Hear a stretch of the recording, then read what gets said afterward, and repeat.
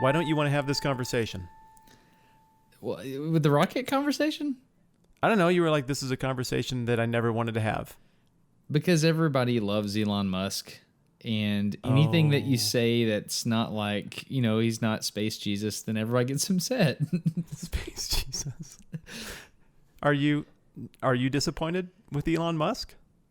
Yeah, there's a couple of things I'm disappointed in, but I really like what he's doing too. But see, I'm scared to even say that because I know that I've heard from people in the past that if there's any, criticism at all, or just like, hey, thinking for yourself, then he gets upset. And so I'm really scared to even have that conversation because I want everybody to like me, and I would love to tour the plant and stuff like that. I've been to SpaceX and Hawthorne before.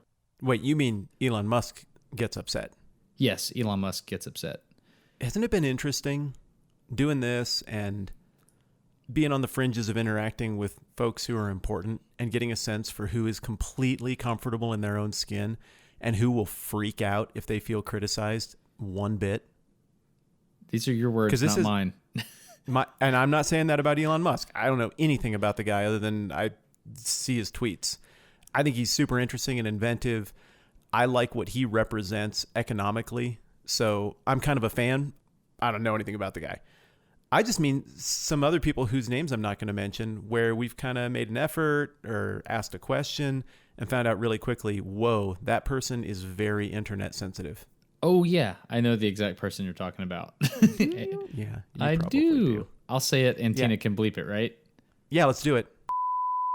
Yeah, that's exactly who I'm picturing. Okay, cool. Yeah, okay. We're thinking of the same thing. So what did Elon Musk do that was weird? I mean, I guess, okay, no, I know something. The comments that happened about the boys that were trapped in the cave, and where was it? Thailand?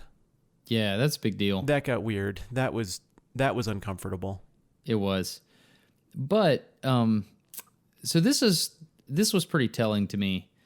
So you remember a while back the Falcon 9 Heavy happened, and it was awesome, right? Yeah, Trevor took amazing pictures. He did. It was great.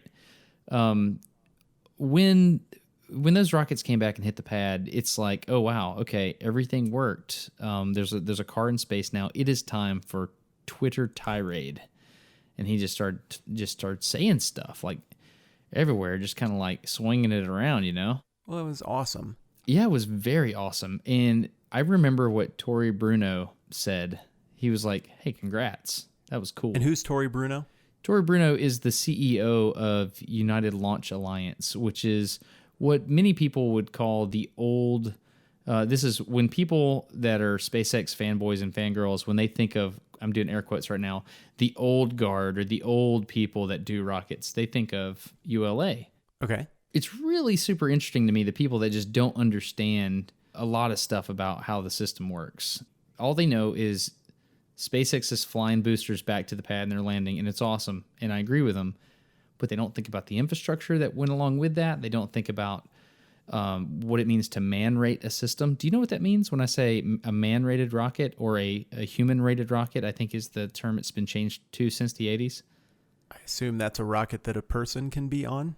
Yeah, that's right. And so if you have a system that a human is going to fly in, there's all different kinds of things that have to factor in. There's multiple redundancies in every system possible, multiple computers that can make decisions and cross-check each other.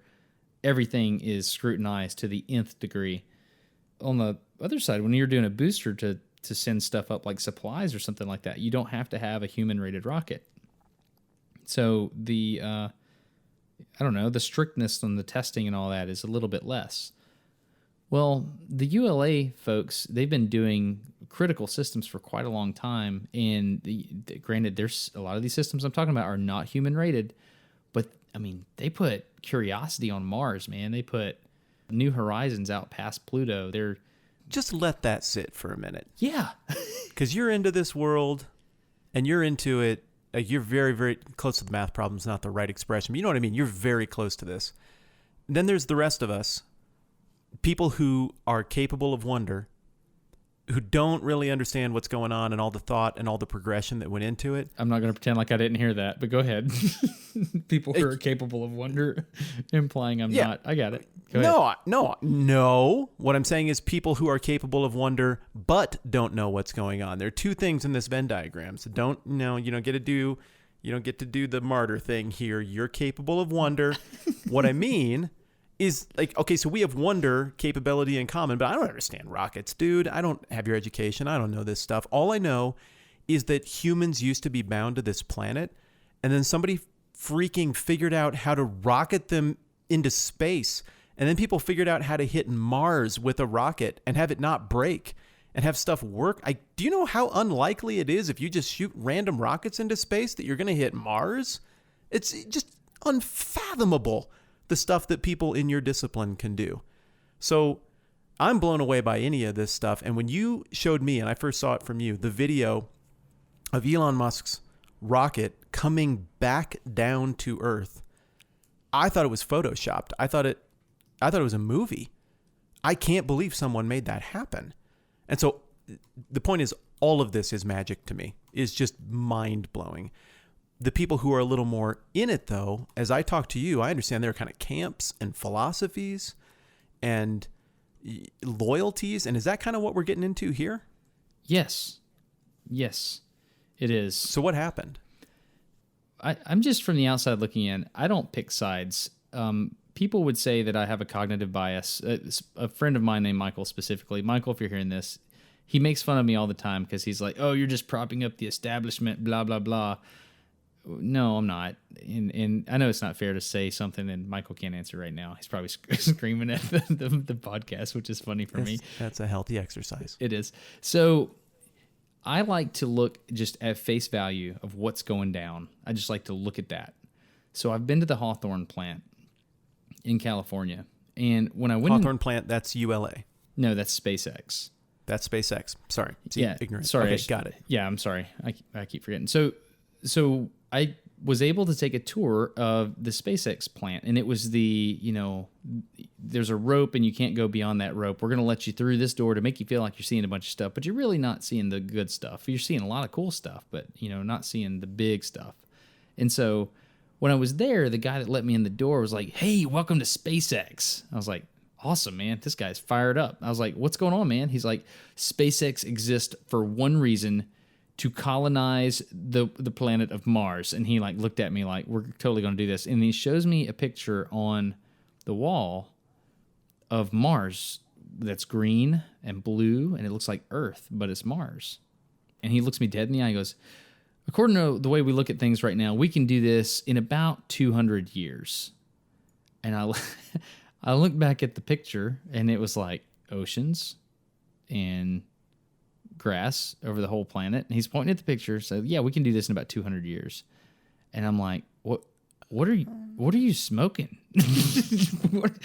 I was like, what? Yeah, I mean, our plan is to go up and terraform it. We're going to first introduce carbon dioxide into the atmosphere. We're going to basically do the greenhouse effect on overdrive. We're going to encourage global warming, blah, blah, blah. And I was like, 200 years? I mean, I just thought about the mass of water in that picture. And I thought about, you're not an idiot. You know what I was thinking. Where are they going to get the water? I'm sorry, I know you're going somewhere, but I'm curious. Where do you get the water? It's called In-Situ resource utilization. So there's a whole branch at Johnson Space Center that's studying in-situ resources and what you can do with it. For example, there's water on the moon, is my understanding. I didn't know that. There is on Mars, though, right? There's ice on Mars? Yeah, on the caps. And they also think there's seasonal water on Mars. They've seen very specific signs of that. And so I hope there are space trout. Brady and Gray talk about this at great length, water being on Mars being announced very often. So I'll just leave that to Hello Internet. But good enough. Yeah, long story short, it's just not feasible in the time frame that they were talking about. And I just kind of shut my mouth and listened, and just listened the whole plant tour. And it's just really interesting to see the PR approach that SpaceX has. Then I recently got to go down to Florida to watch a ULA launch, and I listened to Tory Bruno, who's the CEO of ULA. Very nice man. Asked me if I wanted to go to the pad, and he took me up to the mobile service tower, and we rolled back with the mobile service tower. Like it's still unfathomable that this even happened. I'm stuttering a little bit because I'm so excited about how it went down. So this is like a rolling skyscraper. Yeah, exactly. So this is what I'm going to ask you in this conversation here. Okay. It is important that my views and opinions are not shaped by the fact that proximity to power let me do some neat things. You know what I'm saying? I think so. Well, I mean, someone invites you to your house or to their house and they say, hey, come on in. Why don't you come hang out with me? And here, what do you want? You want to play some video games? Let's play video games. And they're just really a cool person. At the end of that exchange, you can walk away thinking that they're really awesome. And it could have been a whole schmooze fest, right? Yeah. Yeah. So I had opinions before I walked up to this ULA adventure, and I still have opinions afterwards. But it's just really interesting. But one thing I will note is when Falcon Heavy was launched in February 2018, February 6, 2018, I was like, man, that's a big deal. That's a really big deal. You know, if they really can reuse these boosters, that's huge. And so I was like, I wonder what the ULA guy is going to say about this. And I got on Twitter and I looked for it. I was like, what does Tory Bruno say? And I found it. He tweeted at 5 o'clock-ish. He said, congratulations, Elon Musk and SpaceX. That's all he said. Congratulations. That's the right thing. It's the right thing to do. Mm-hmm. And so I was like, I remembered that. And that welded in my brain. I was like, that is awesome. One quick thought. It's the right thing if you believe what you say you actually believe. What do you mean? If you are enraptured with the idea of space and expanding what we know about it and what we can do and how we can interact with it, you should be excited no matter who is succeeding. Yeah, that's a very articulate way to say it. So the other day, I was there. I saw it with my own eyes. The Delta IV Heavy, which is made right here in my backyard, basically, it launched the Parker Solar Probe. Do you know much about the Parker Solar Probe? I'm cheating a little bit because you've told me a little bit about this, if I'm thinking of the right thing. Is it really fast? Yeah, it's fast, but there's things I didn't tell you. So here's the background of the Parker Solar Probe. Okay, so we're talking about the same thing. Yep. Yes, rock and fire. There's this dude named Eugene Parker. Back in 1958, he wrote a paper that said there's solar wind. And he basically said the sun is giving off all this stuff and it can apply pressure to stuff and blah, blah, blah. And everybody's like, yeah, right. That doesn't happen. He's like, this happens. I think this happens. And everybody thought he was crazy.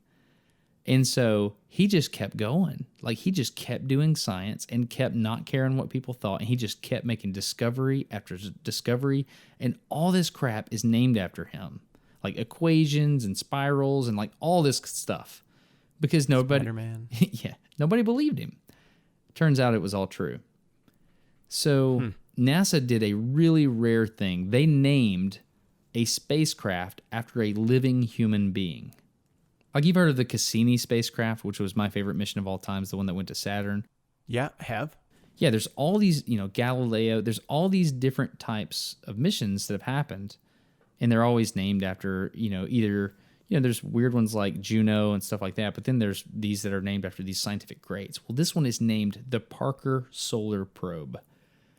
And the cool thing about it is when you launch to the sun, you're basically having to go backwards. So I don't know how much you know about the way the solar system works and orbital mechanics, but just imagine the Earth going around the sun. You can do that, obviously. Yes, I can do that. And then we sling New Horizons out to Pluto. So we launch off of Earth, and we basically enter into this huge elliptical arc way out away from the sun. And we're just firing a rocket and just getting the heck out of Dodge, right? And, Okay. maybe slingshot around a planet or two to change a trajectory or to gain some velocity, stuff like that.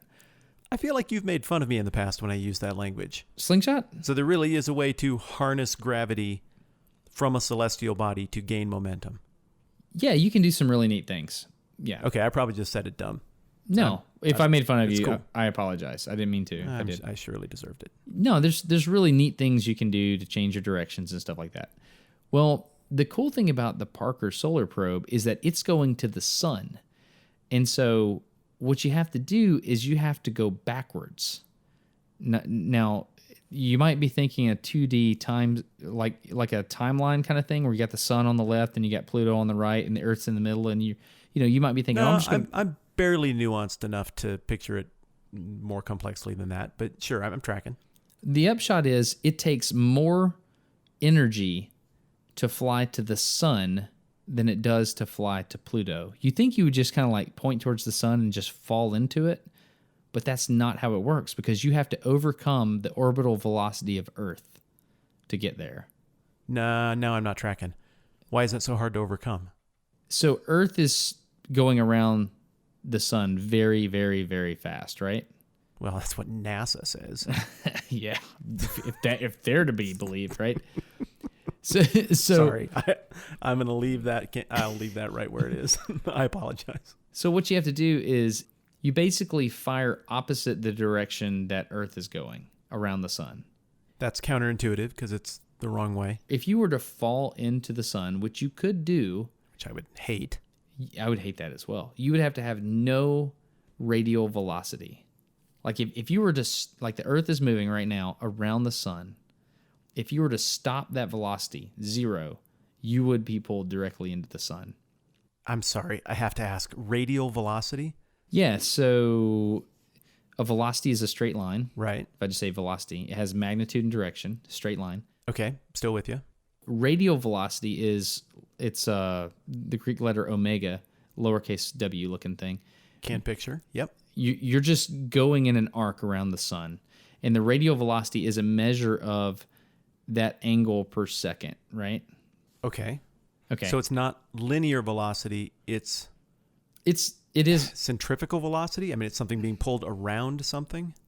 If the sun ceased to exist immediately, the Earth would continue in a straight line tangent to its current orbit. Yes, I can picture that. But because the sun is pulling us, we are basically falling towards the sun at all times, but we're missing it, and we end up in an elliptical orbit. There we go. That got to the explain it like I'm 5 level. Now I'm following you. Okay, cool. So that's what I'm saying by angular velocity. Okay. No, the whole thing is coming together. All right, so I'm tracking. So it might not. So you might be right, Matt. It might not be the correct term to explain that, but it's just the word I used to say going around in circle. yeah, whatever the right word is, I picture it now.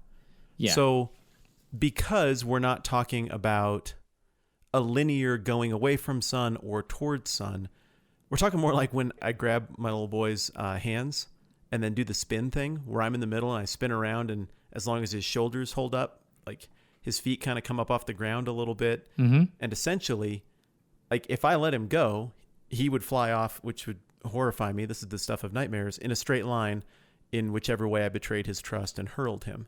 Right. But when we're talking about the sun, we're taking this to like a bazillion orders of magnitude here, because we're imagining myself being so heavy in this analogy and having so much gravity that I'm simultaneously exerting so much pull on my sun, but also so much more pull than is necessary that, well, to use the slingshotting term, that rather than hitting me, the velocity that's created causes him to go around me, and that's what forms an orbit. Am I tracking? Yeah, you're tracking.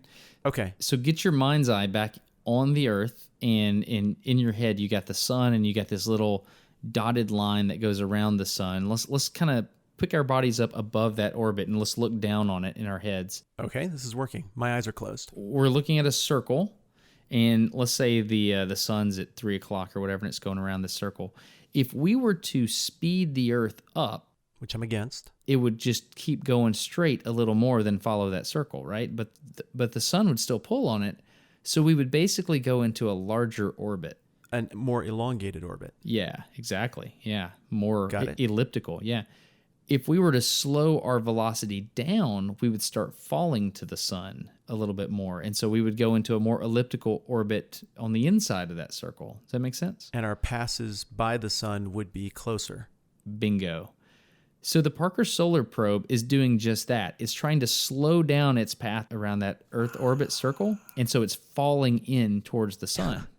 Got it? Dude, nice job. I get it. I did not get it before. I get it. Cool. But here's the thing. When you fall into the sun, It hurts. yeah, it does hurt. The closer you get to the sun, the more gravity can pull on you.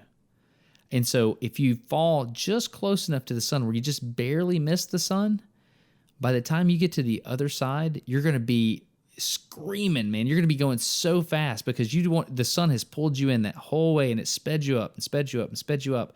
And you're going to try to like just zoom off on the other side of the sun, but the sun's going to pull you back so hard that you just do a really tight little elliptical arc on that other side.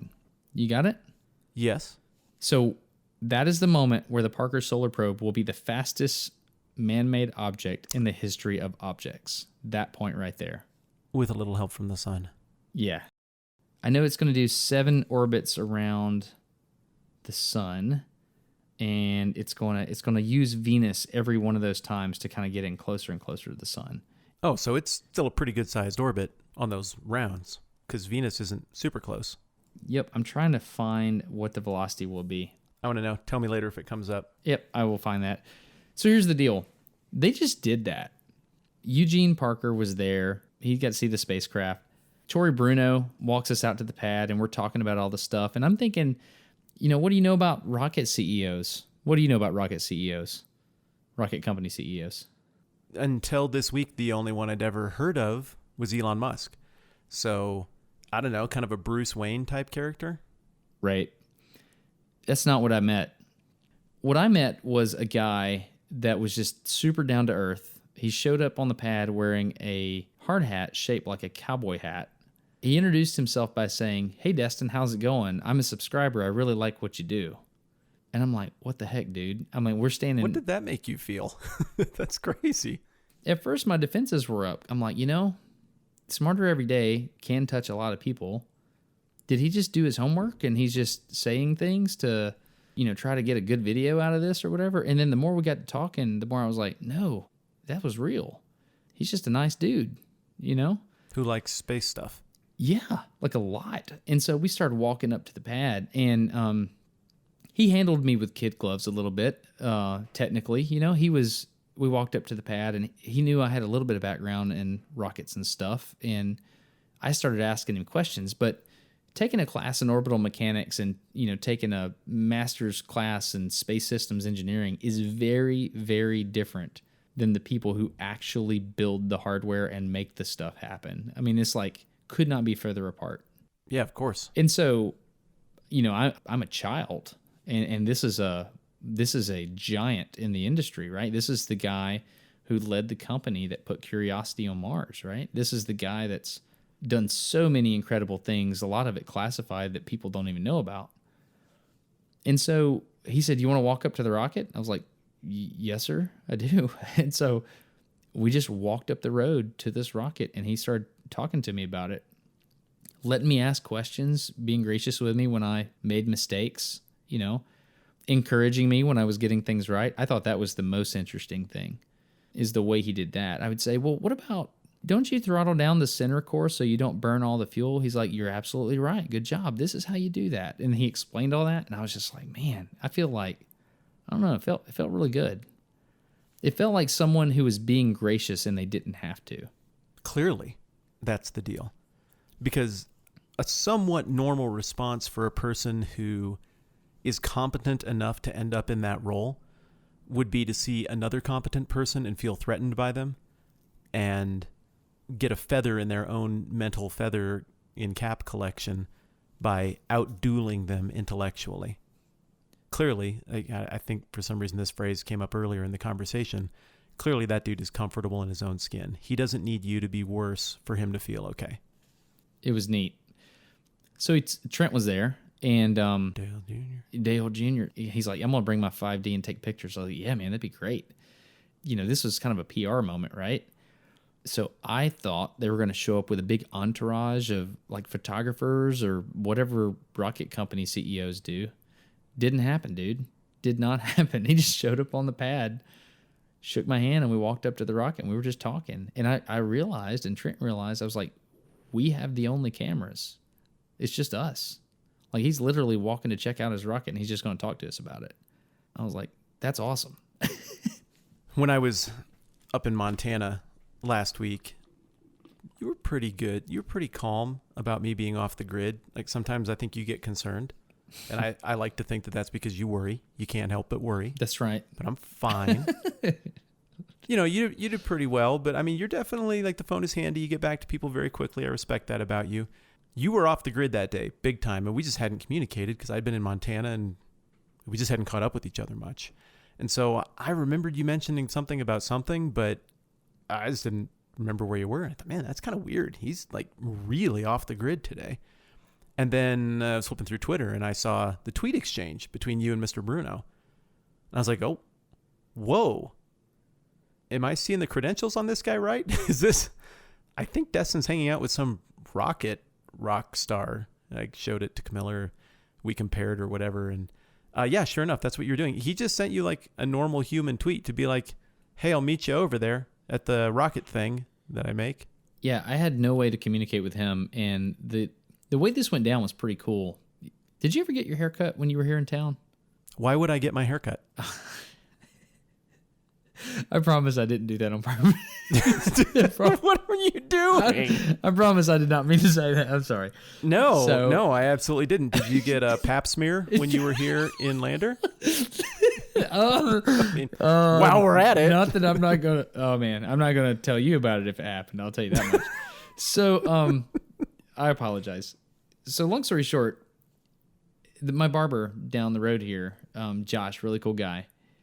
When I was sitting in there one day waiting to get a haircut, this guy was sitting beside me, and Josh said, hey, you need to meet that guy right there. He works down at the plant. I was like, which plant? He goes, the rocket plant. I was like, really? And we just started up a conversation.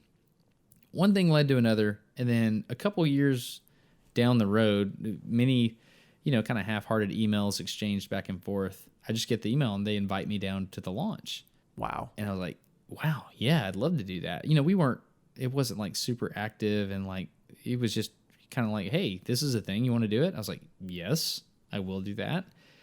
And let me jump in for just 1 second as you're telling this story. Mm-hmm. How long have you known this man's name? Tory Bruno? Yeah. I'd say 3-4 years. Okay. How long has he been in the field? Oh my gosh, dude. Forever. Mm-hmm. Yeah. And his breakthrough moments, I assume he had breakthrough moments before Curiosity? Oh, I mean, they've been launching stuff forever. It's been a company for a really long time. It's a conglomeration of Boeing and Lockheed Martin, right? They work together to do all this. They realized that they would get a lot more contracts if they worked together. Let's see. When did they start? December 2006. Okay. So we're at rock star status with this dude. He's a huge deal in this field. In this field. That's the operative And so term. there's the ticket. So a lot of people are going to have trouble picturing why you are excited about that, because it's just not a name that they know. But everybody in their field or their thing that they're into, there is this upper echelon of people who are shaping your field right now. They're the people doing what you wish you were doing. Yeah. This would be like hanging out one-on-one with like a Major League Baseball all-star and you're a college ball player. This would be hanging out with George Brett for you. There aren't very many people who I would just love to hang out with, but he is on that short list, along with Jeremy Wade of River Monsters. Todd Helton is also on the list, and John Krasinski, who's friends with me, he just doesn't know yet. So, yeah, that's the kind of status we're at here. And I mean, he took us up the tower.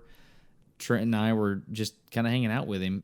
Something really cool happened. There was this moment where, we were waiting on what's called MST rollback, Mobile Service Tower rollback, where the rocket's good to go. It's ready to fuel up. Everything that they need to do to the payload, they've done.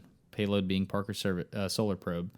They're just ready to roll the tower back and then fuel it up and launch it. And so we're on the tower as they're rolling it back. And I said something like, well, sir, I need to go over here real quick. I'm going to get a camera together and do a little time-lapsey thing. And Trent and I were working on stuff together. And when I did that, this lady walked up from back by one of the ladies that was there escorting Trent and I. And she walked up to Tory and they started talking.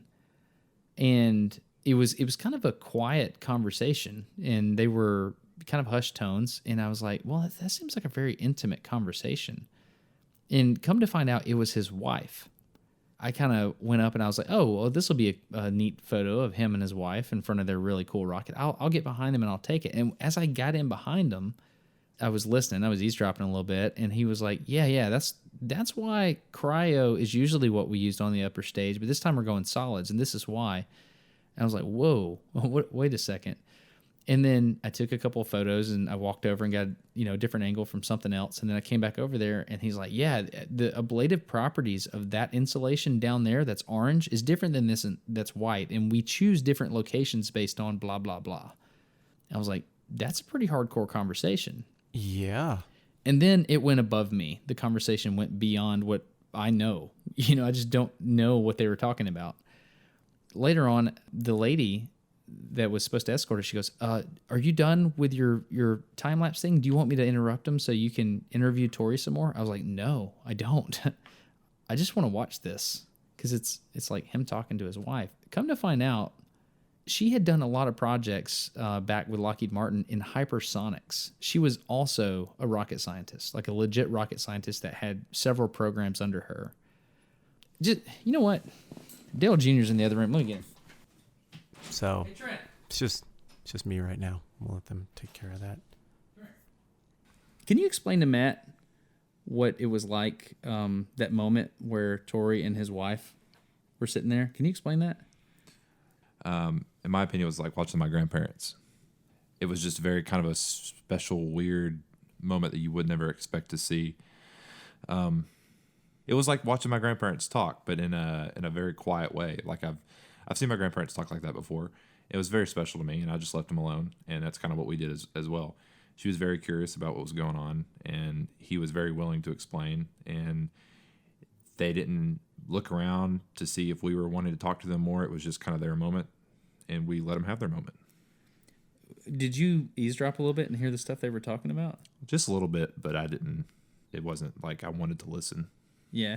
I heard the word cryo, and my ears pricked up. I was like, he's talking about the cryo stage over there. What's going on, Tory? Yeah, but he seemed like he was really genuinely wanting to help her understand what was going on. I don't know if you heard this. She was asking legit questions. Oh yeah, like she it was not.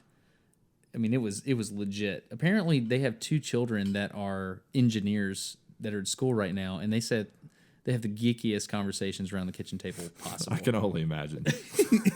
Did you feel? I feel so out of place. What do you mean you feel so out of place? No, I mean I would feel so out of place. I couldn't have a meal with them.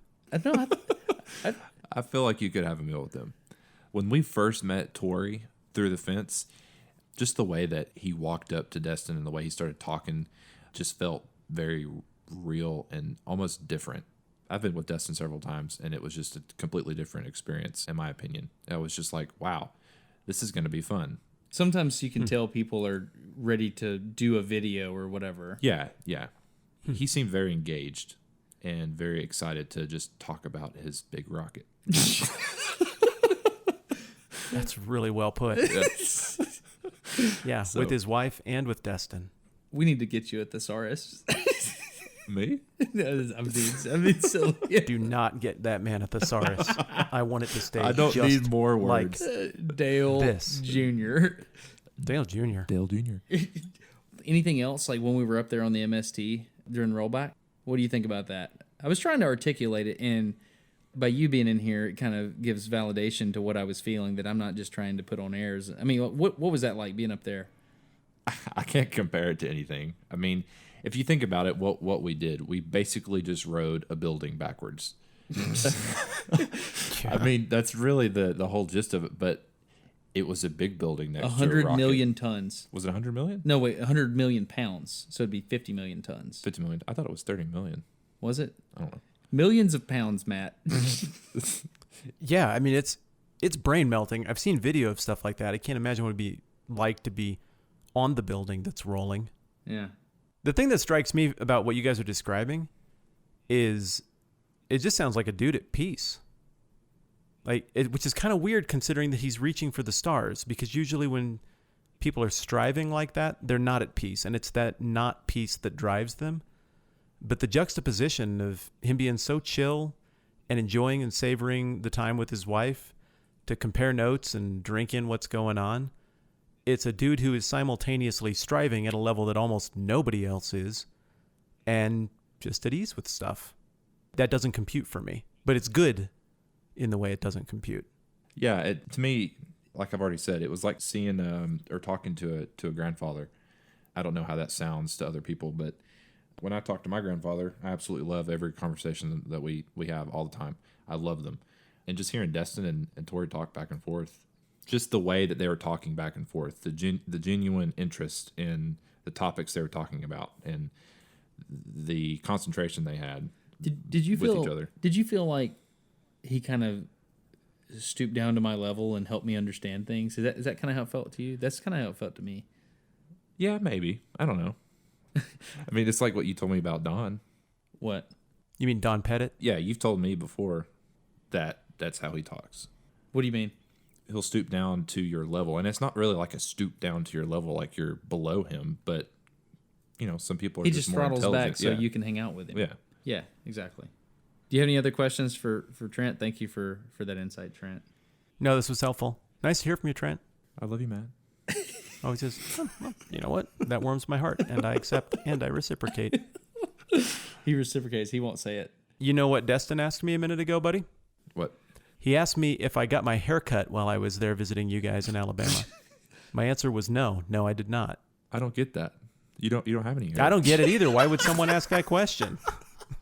You don't have any hair, Matt. I feel like it's so obvious. It's all right. It's fine. Hey, my only question is like, when you get older and you lose your hair at the top, do you start growing hair like other places? For me, the answer is thus far, no. Really? No more hair, just less. It's not like it relocates. I hope someday to have an amazing back hair mat that I can kind of get sweaty and have poke through my t-shirts, but no, none of this is developing yet. So, when you get older, you get a little weaker and you get shorter. Have you gotten any shorter? I'm plenty strong enough to take you, you punk. You bring it, you little crap. Jerk. You little turd muffin. Bye, Matt. I'll take you to Danger Town. This episode of No Dumb Questions is sponsored by Eero. Never think about Wi-Fi again. This is a dang good product. Like, you've bought Wi-Fi routers before and set them up, and it's like, you have to have a certain number of ampersands, and what's your WPA2 password, or whatever it is. This makes it so simple because they invested heavily in the user interface. So get your iOS or your Android phone out, download the app, open the box, plug it in, connect via Bluetooth, boom, you're already up and going. So you can name the network right there. You can even make guest networks, the passwords, or whatever you want them to be. It's fast. It makes me feel smart when I set it up. The other thing is you can monitor your internet usage when you're away. You can even do a speed test when you're away, and you can figure out what particular device is on the network, and you can figure out how fast it's going, and you don't have to dig through like menus or a browser to do it. It's right there on the app. It's a tri-band radio. They sit on a flat surface. You can connect them up to the Ethernet port or wirelessly, any combination you want. It's amazing. It's a mesh network. It's not a single router solution. You really want a mesh network. Also, you've got enterprise level Wi-Fi in just a couple of minutes. Let me put it this way. I have used a lot of technology, and this is the only thing I've ever got out of the box, configured, and actually enjoyed the process. It's actually fun to set up your Wi-Fi network at your house. I've told my parents, I'm like, this is what you need, because their floor plan is kind of strange, and certain places in the house are like behind the refrigerator, so you don't get good Wi-Fi back there. This is what you need, an Eero mesh network. They've also invested in customer support, so if you ever do have a problem, you're going to get a human within 30 seconds. So just give them a call. Here's the offer. For free overnight shipping to the US or Canada, visit Eero.com, that's EERO.com, and at checkout, select overnight shipping and then enter NDQ to make it free. Again, for free overnight shipping to the US or Canada, visit Eero.com and check out select overnight shipping and enter NDQ to make it free. This is a seriously good product. It's exactly what you want out of being able to control your Wi-Fi at your house from your phone from afar. Anyway, I hope you enjoy it. Let's get back to the conversation. Seriously, it's the best Wi-Fi ever. I don't want to move on too quickly here because I'm trying to understand the significance of this probe other than it's ridiculously fast.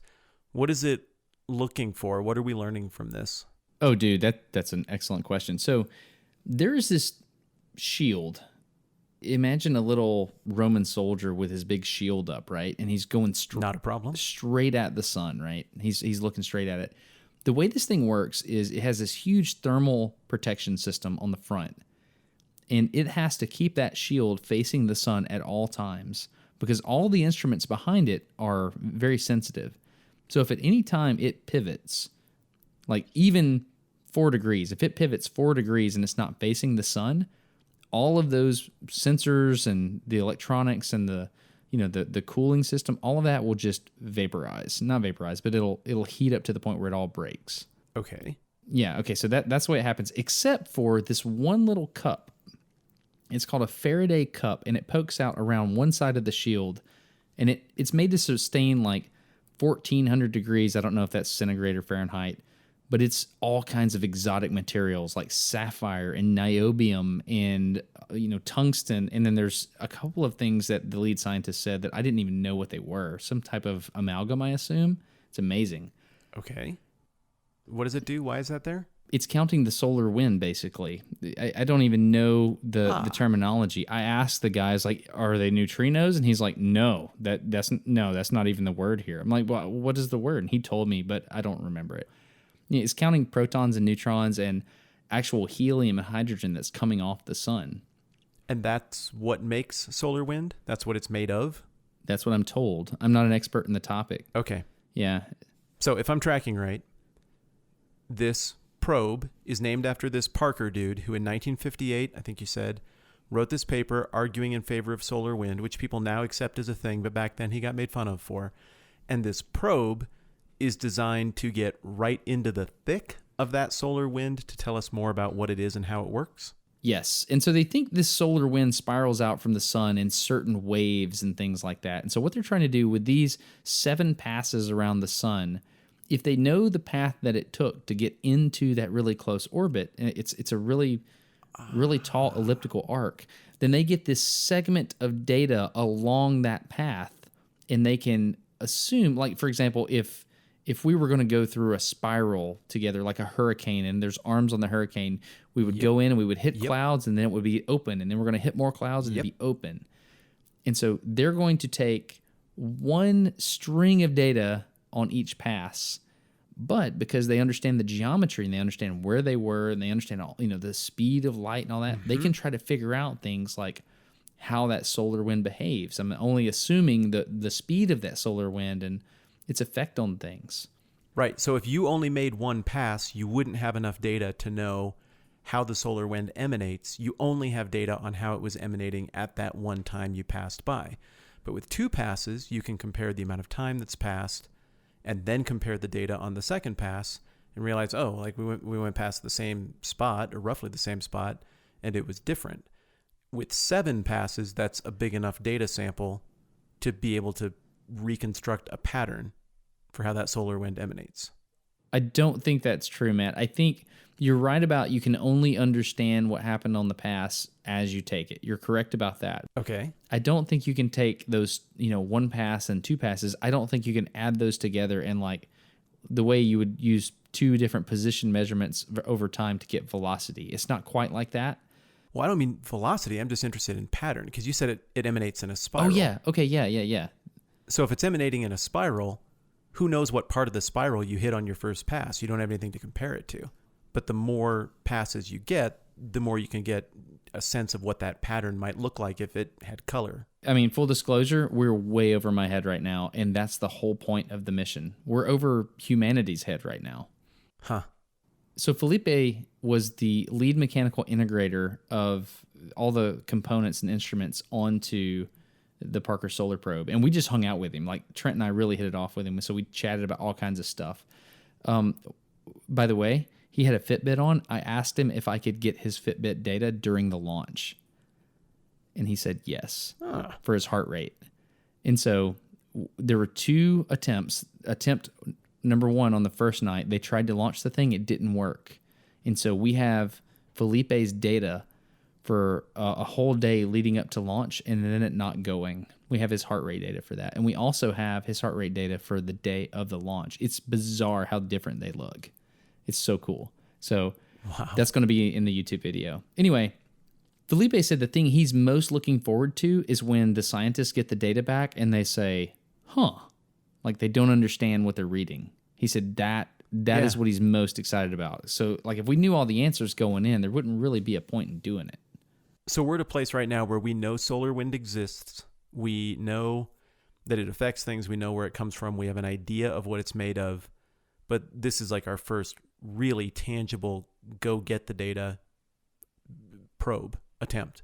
If I'm not mistaken, it's going to go inside of 10 solar diameters to the sun.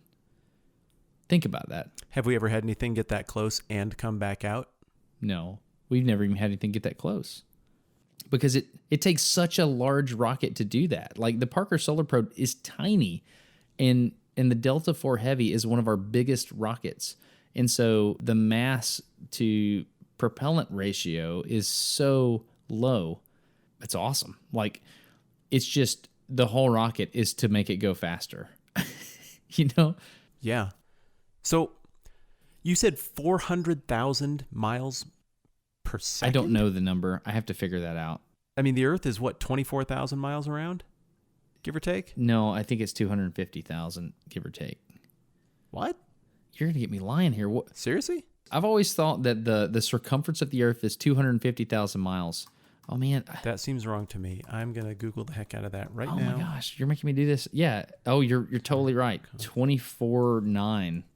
Yeah, you're okay. There we you're go. Totally okay, right. I should have said 25.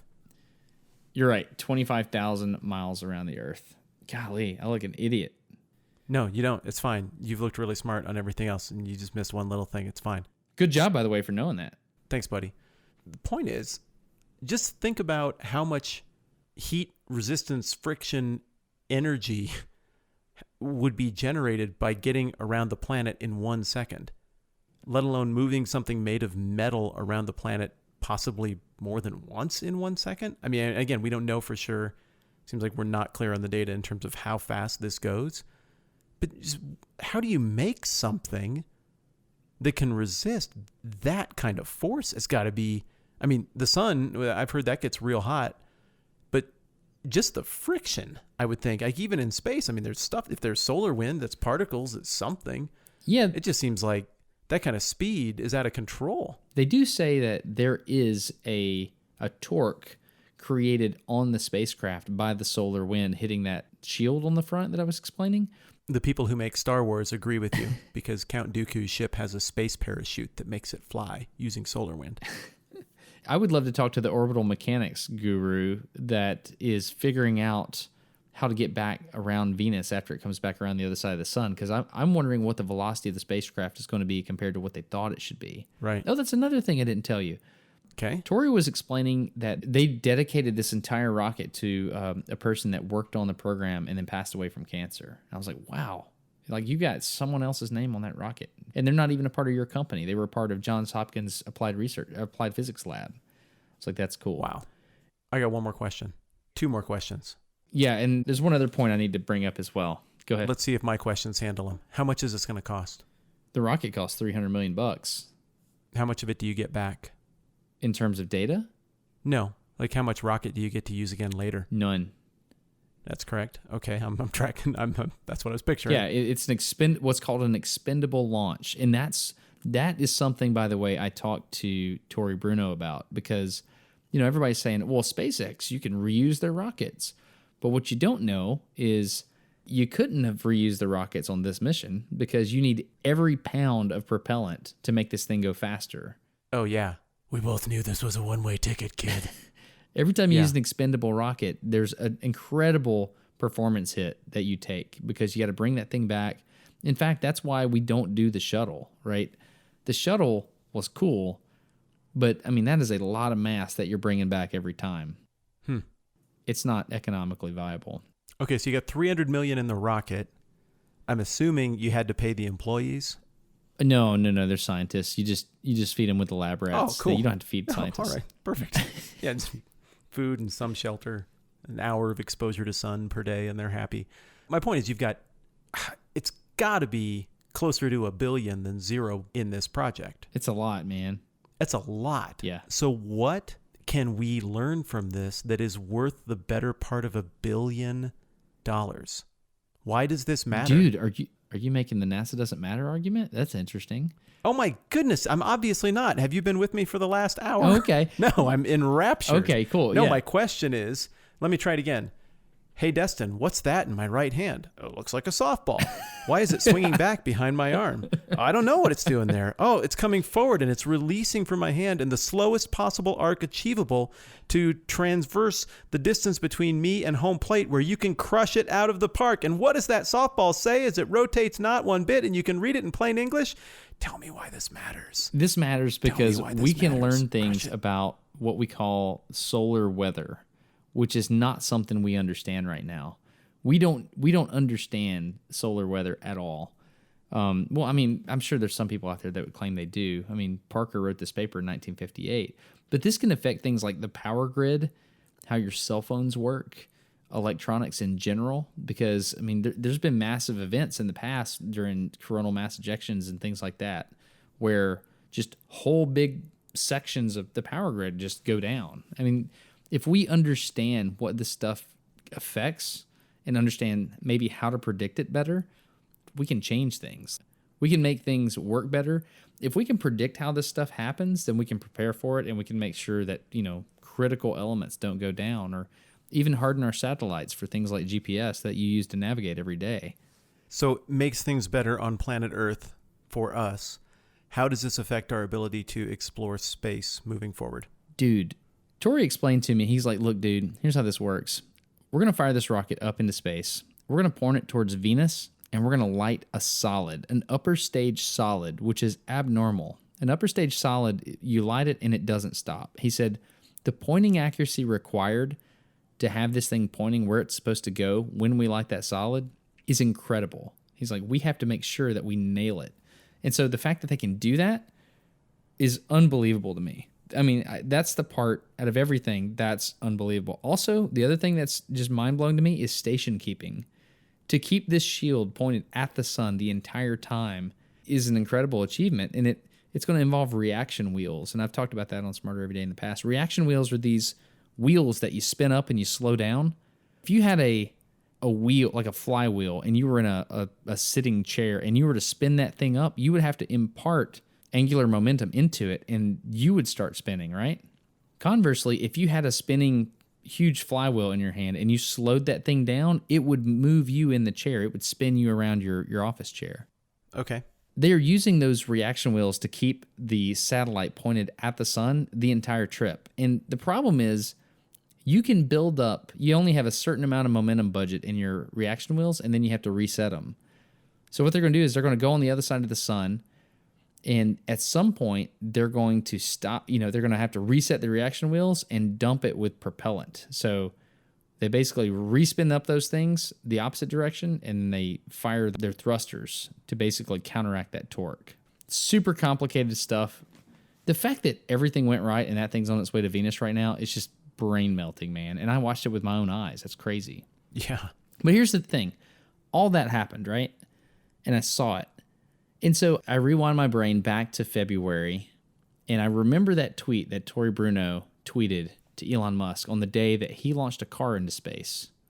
On no specific orbit, just, there was an orbit, just a highly elliptical orbit in solar orbit. And I remember what was tweeted. Congratulations. Do you know what Elon Musk was tweeting about when ULA launched the Parker Solar Probe to help us understand the sun, the fastest object, that humans have ever propelled anywhere? You know what he's tweeting about? I have no idea. He was tweeting about short shorts. He was thinking about creating branded Tesla short shorts. Like for never nudes? What do you mean never nudes? What is that?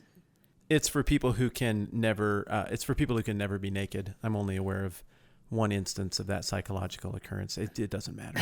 So he's talking about short shorts. Yeah. Did they say Tesla across the butt with like TE on the one cheek and then sure enough SLA right there on the other? I don't know, man. This is the tweet. Short shorts coming soon to Tesla merch. Okay. So the point is, it's disappointing that the graciousness and goodwill amongst those who are looking at the skies was not reciprocated. Or just there was no like, hey, Rockets, that thing that a lot of you follow me because of? A really cool one just went off, and, a really cool mission is going down for science and stuff, and that's really neat. It was telling, man. Yeah, it's kind of telling. I don't know. People have their ups and downs. What's the story there? It's possible that a week from now, because Elon Musk is a normal human, he'll just be kicking himself in the butt and be like, boy, that looked stupid. And he'll try to make it right because, sometimes we realize we did something dumb. Or it's possible that he's just very, very, very deep into his own stuff and fueled by competitiveness right now and is trying to make some point, and granting anything to a competitor just isn't something he wants to do right now. I don't know. You are definitely a guy who I think sows internet peace. I don't sense you're trying to pick a fight between these two guys. Like, it just feels like you were very moved by the humility and graciousness that you saw from Mr. Bruno. And I don't know, like maybe I am hearing a little bit of disappointment from you that grace wasn't reciprocated from the SpaceX side. Yeah, you're absolutely right. I want there to be peace and harmony in space. And I was just very impressed with Tory Bruno. And you can get him to respond to you. If you tweet at Tory Bruno, or if you summon him on Reddit, the Joker will like show up in the thread and give you the technical information that you're asking. It's unbelievable. Yeah, it's really, really cool. But, people have their favorites. And a lot of times it's based on hive mind and not based on like actual performance or, what people are doing for science as a whole. It's interesting. Yeah, and tell me if I'm wrong, but again, I'm super ignorant humanities guy outside looking in here, but it seems like these two companies and these two philosophies both existing is a really good thing. Oh, heck yeah, man. The SpaceX thing makes it possible to run errands in space because you can go actually do stuff and check it 2, 3, 4, 5 times, if everything works the way it's supposed to. But it seems like the SpaceX model does not have a solution for what ULA just accomplished. Well, they're hoping to do that with Falcon Heavy. Falcon Heavy is a more powerful rocket than the ULA Delta IV Heavy. Yeah, but ULA has that probe in space right now, and SpaceX doesn't. Yeah, and the SpaceX people would say, well, it has to do with how the contract was awarded. And the thing is, ULA has an incredible track record. Like, they say, well, where's this going? Okay, cool. Past Pluto? Got it. We'll start building the mission profile and start building the vehicle. And they do it, and it works consistently. Like the first Delta IV Heavy, like the first one, it was just a little bit short on its orbital insertion. And so it was a partial success, partial failure, however you want to look at it. Everything else, they've done a ton of stuff for the National Reconnaissance Office, basically stuff up in orbit looking down. It's all worked. It's a pretty dang good track record. Like if you got this one satellite that you've spent 10 years working on right now, who do you go to? Something to think about. Well, I like having the luxury on this issue of naivete and seeing it from a distance and being like, what's really cool? This Bruno guy you're telling me about and this cool thing that's happening right now. This is really cool. All the stuff I hear about Elon Musk, minus a couple of weird things here and there. It's just, I like not feeling invested in the personalities and feeling invested in understanding the world and space better and people doing clever things that I'm not smart enough to do. So I'm just having fun either way. Same here. So this was another thing I observed. I had a press pass to this event, and there were a lot of photographers there that were taking pictures of stuff. There were a lot of people there with the news, and just talking amongst them, they all had their favorites.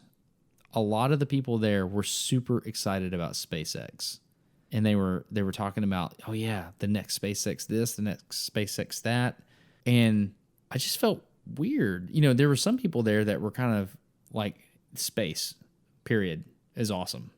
And that's what I'm here to take pictures of. By the way, those photographers are fantastic. They leave their cameras on the pad. Trevor does this. Mm-hmm. And then they come back for the cameras after the fact, and they trigger them with sound triggers. Phenomenal photos.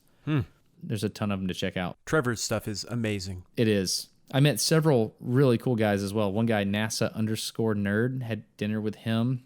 There's another guy there. His name is Brady Keniston. He helped me a lot. Like, he did the math before the shot and told me which direction the rocket was going to go, blah, blah, blah. Just really, really good dudes. That's helpful. Yeah. But it is clear that in that press office, there is bias. And that worries me because Bias toward. just, well, first of all, bias, period, is a problem. Gotcha. Yeah. And, I obviously think a lot of it is leaning towards SpaceX, which is whatever. People can do whatever they want. But I don't think it's a good idea for journalists to be biased, because that's kind of the point of journalism. Wow, that's the most understated critique of how the world is right now that I've heard in a long time, man. Yeah, I agree. I also think murder is bad. And I'm against kidnapping. Just so you know, all of those things. Yeah, like the media came to be called the Fourth Estate in the larger context of the three estates of Europe, particularly during the French Revolution and the years leading up to that in 1789 is when that went down.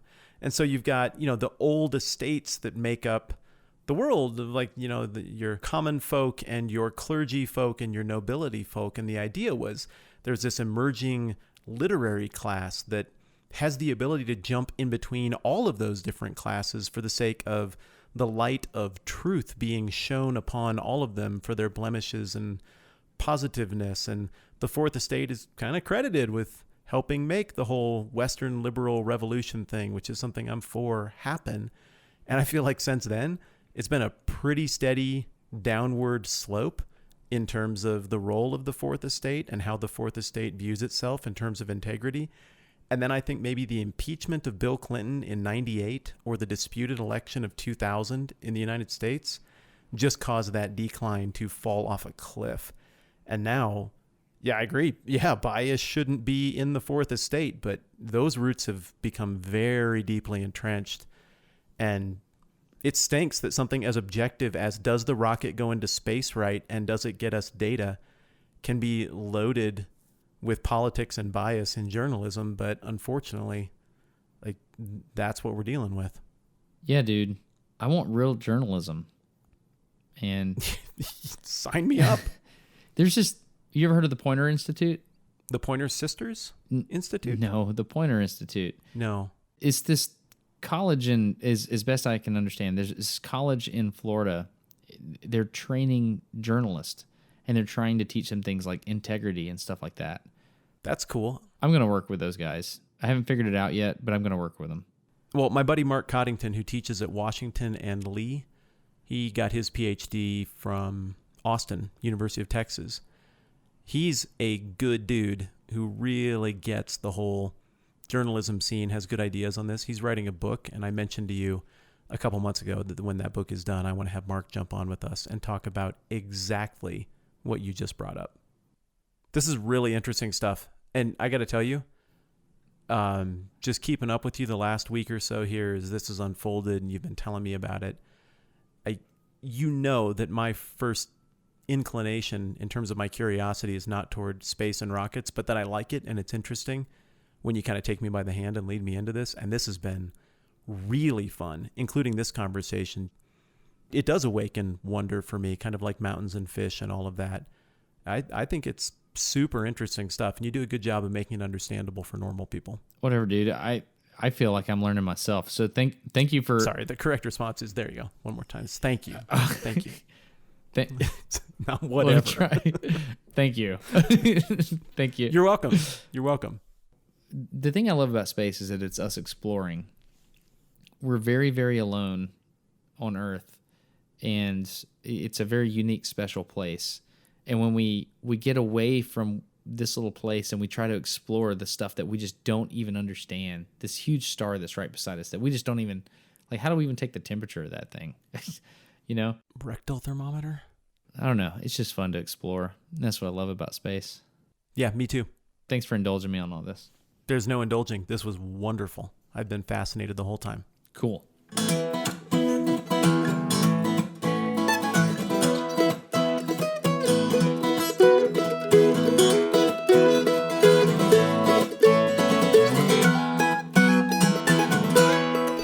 A couple other things by you before we're out of here. Do it. Okay. Speaking of short time limits and people talking about stuff under such pressure, I recently had a friend participate in the filming of the Wyoming Democratic gubernatorial primary debate. And I watched it today. Destin, I need you to watch the Wyoming Democratic gubernatorial primary debate. Why? Do you remember the Miss Teen South Carolina incident involving Mario Lopez? Mario Lopez? I personally believe that some people out there in our country are unable to do so because some people out there in our country don't have maps. And remember that? Yeah. Yeah. This is that level of astonishing, except for an hour.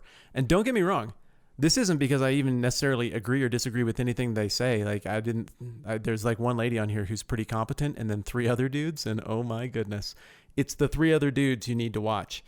The lady's like a legit politician who's capable and makes good points and has ideas and stuff for how to make the state better.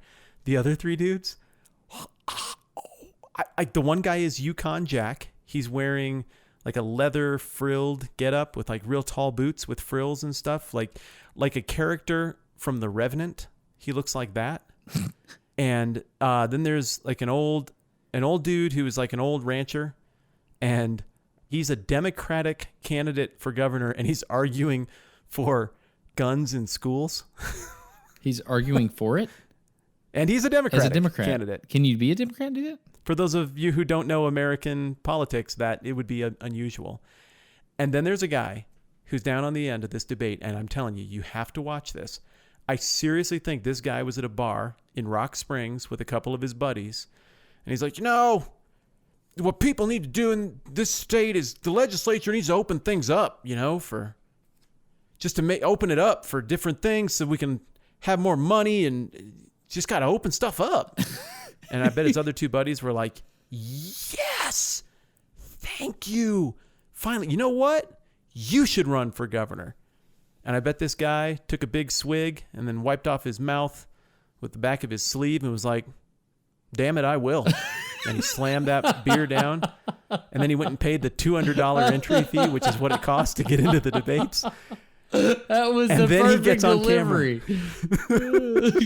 And then he gets on camera, man. And all of that beer-inspired confidence vanishes before your eyes as you watch. I can't even describe it. I sent you a link. You have this. It's in your Smarter Everyday email. If you don't want to watch the whole thing, which is your funeral, you should watch the whole thing. Just go to the 15-minute mark.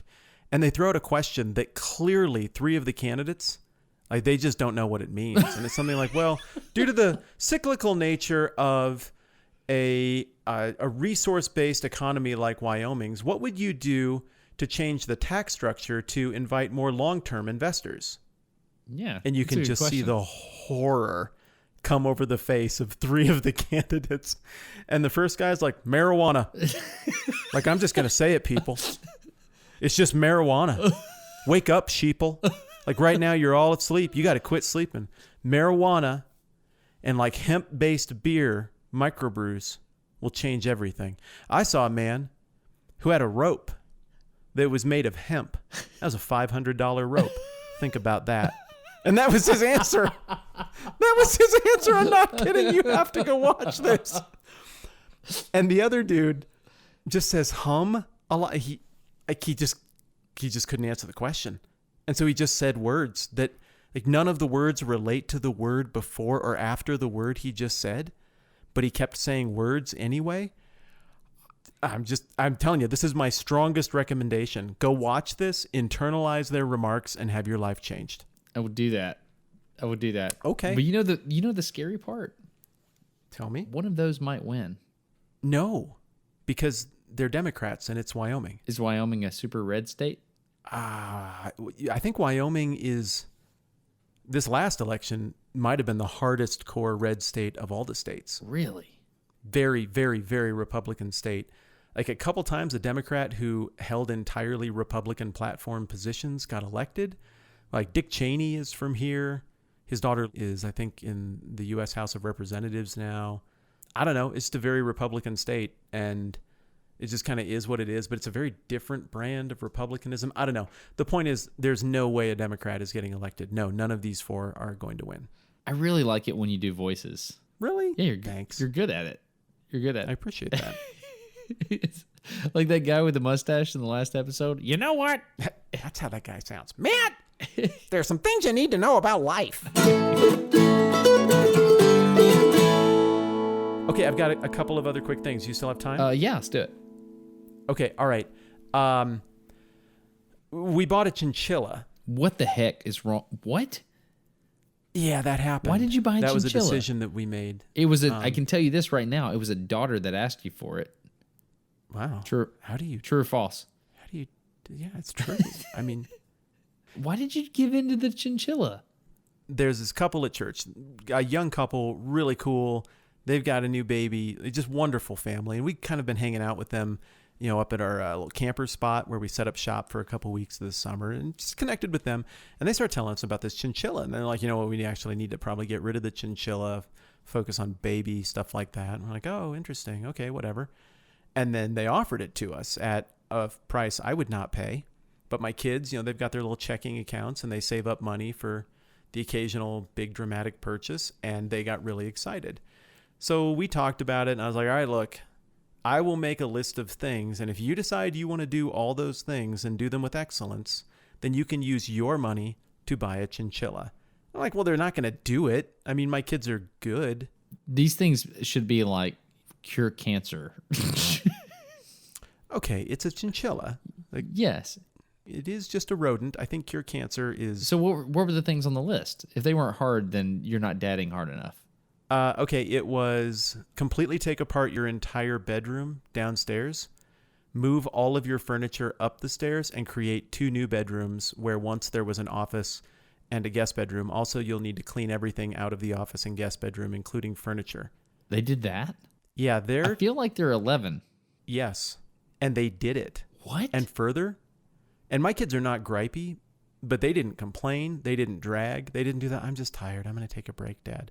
They just worked nonstop until I could no longer justify making up new tasks. I just kept putting stuff in front of them that was super hard. Like, okay, well, we got that whole easement there behind the house. I need you to move the giant pile of rocks that were the fish pond. I need you to just move those to another place. Why? Because I need you to. And they did it. Okay, well, then I need you to clean up all this trash in this other alley over here and make it look perfect. And they did it. I need you to move all this big stuff and organize these things in the garage that only a dad should be able to do. And they did it. I have never thought about chinchilla power. It's unlimited. And so finally I was like, you're going to have to be people of integrity for the rest of your lives who make the world better and think of other people and don't engage in the horribleness of our day and choose to transcend it. And if you do transcend it, then you can have a chinchilla. How long for, Dad? I don't know. Fine. You can have the chinchilla. So we got the chinchilla. That happened. But I am dissatisfied with the chinchilla's inherited name. And so I asked the internet to help me come up with a better chinchilla name. What is the inherited name? The inherited name is Chip. I just think it's dull. That's pretty good. Chip the chinchilla? You like it? Yeah, I do. I mean, there's a little feel to it. I like it. The repetition there kind of works. I proposed Quincy and Philippe. Philippe? I asked the internet for some help Chip on is this. way better. Okay, what did the internet say? They had a lot to say. Let me just pull this up right now because this is pretty nuts. Chinchilla McChinchilla face or something? Yes. Oh, that happened. Come on, okay. man. It's the internet. Yeah. That happened dozens upon dozens upon dozens of times. Okay. Did you propose Churchill? That was me. Was that yours? Yeah, that was mine. That's a really nice answer. Oh my goodness, that got hearted 74 times, dude. Churchill, the chinchilla? Seriously. Yeah. Well, it's got ch-ch twice in it and then chinchilla. Yeah. It's so many chiches. Andy kind of looks like Churchill. Okay, so my tweet just says, as of today, I own this chinchilla. It needs a name. Don't let me down, internet. This has 229 responses, man. That's pretty good. That is a lot of responsing. It's a lot of opinions. Okay, here's what we got. Reginald. Kristen V says Reginald. Screenhog, which is somebody I've interacted with from Canada since like forever. Solid. No, his name is Screenhog. His proposal was Leno because it's a Chinchilla. Chilla. No. Less solid. No, name, huh? no, the kids won't get that. Chinchilla. Stewart. Chimichanga, I don't know. I ruled that one out because of Deadpool double entendre overtones. Trevor Mallman says Dumbo. I don't know. Any of these working for you? This one I really like. Oh, this is one of the candidates. Dumbo, does it have big ears? This guy named Raphael. I mean, kind of. It's a chinchilla. They're really big ears. Dumbo the chinchilla? Not bad. Yeah. Okay, this dude's name is Raphael Bolsing. Yeah. He's a fun Twitter follower. I've interacted with this guy a bit. He proposed dog. That's what I did. I like that. What about the dog? Like if his name was the dog.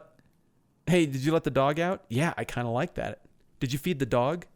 I like it. It's intentional confusion. But you actually have a dog. We do, which makes it worse and therefore better. Okay, 139 Maid proposed Steve. No. You don't like the human names? I thought it was kind of cute. I do like the human names, but I mean, like I would like a more formal human name, or more, I don't know, like something you wouldn't expect. Like Bros, Bibles, and Beer said Owen or Zoe.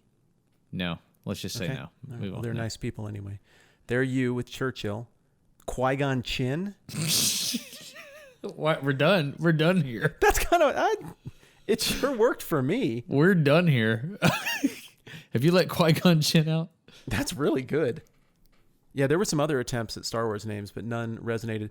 Scott Maskell says Counselor Matt Whitman, counselor for District 13 of the Halifax Regional Municipality. It's not bad. I don't know what he's referencing. Everything I hear from now on is up against Qui-Gon Chin. Okay, here's one from at Nate_tweets. Logan Paul.